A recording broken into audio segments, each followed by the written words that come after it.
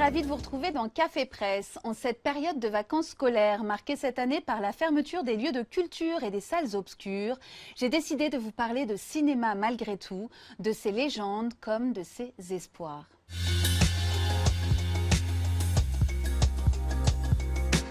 Ne nous racontons pas d'histoire, l'année 2020 et le début 2021 auront compté parmi les heures les plus sombres du cinéma français.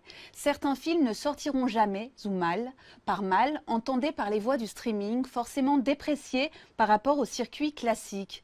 Pourtant, les Inrocks cette semaine se demandent dans quelle mesure Netflix, le grand gagnant de la crise, ne serait pas également un vecteur de médiation culturelle.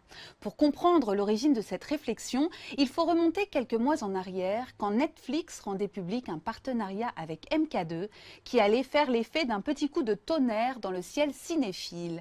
La plateforme s'apprêtait à diffuser une partie du catalogue patrimonial du groupe le plus emblématique du cinéma d'auteur français. Truffaut, Godard, René, Demy, côtoyant désormais la Casa del Papel, Crime de lèse-majesté ou Idée de génie.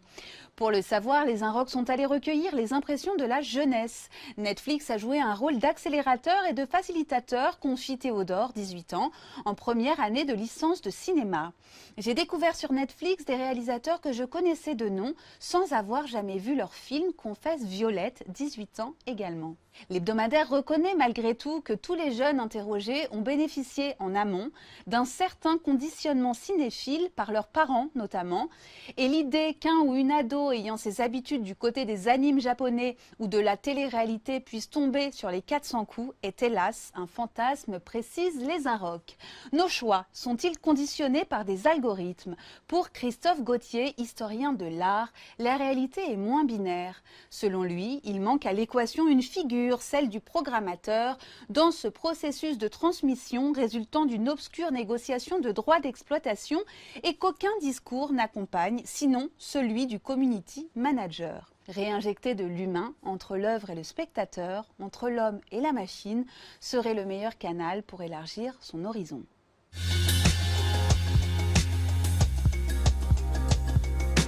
Elle n'a pas été révélée par une plateforme de téléchargement légal, mais par la série En thérapie, diffusée actuellement sur Arte et Arte TV et qui cartonne depuis son lancement. Elle y joue le rôle de Camille, une jeune nageuse de haut niveau en manque de repères. À la ville comme à la scène, émane de cette jeune comédienne une lumière céleste.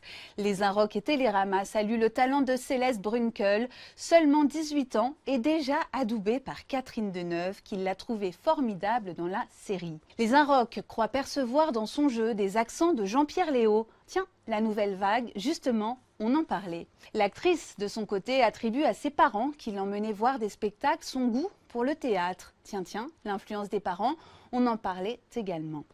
Malgré les critiques dithyrambiques de la presse à son égard, la jeune femme a les pieds sur terre et vise actuellement le concours du Théâtre national de Bretagne pour améliorer ma technique et être portée par un groupe de ma génération, explique la comédienne.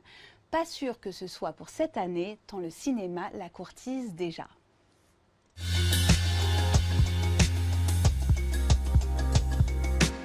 Et parité oblige, on parle maintenant d'un acteur révélé en 2009 et doublement césarisé par un prophète de Jacques Audiard. Le magazine Elle brosse le portrait d'un comédien aussi flamboyant à l'écran que discret dans la vie et qui vient de décrocher sa première nomination aux Golden Globes pour son rôle dans le film The Mauritanian du réalisateur Kevin MacDonald.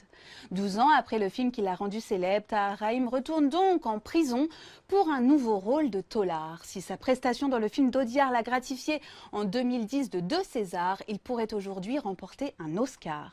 Jamais je n'étais allée aussi loin dans un rôle.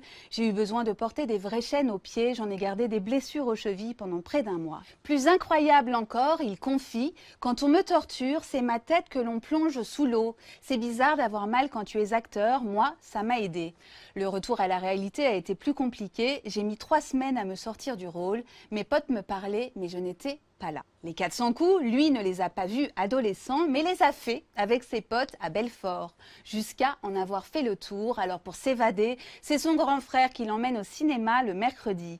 Une fois, deux fois, puis tu prends goût au fauteuil, à l'ambiance de la pièce, à la température, à l'odeur de la salle.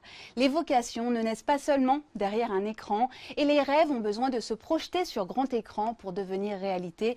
Vive le cinéma! Avant de vous quitter, je voudrais remercier Valentin qui se trouve derrière la caméra depuis les tout débuts de Café Presse et qui nous quitte aujourd'hui pour de nouvelles aventures. Merci à toi et bon vent. Et vous, je vous retrouve dès la semaine prochaine. Bon week-end.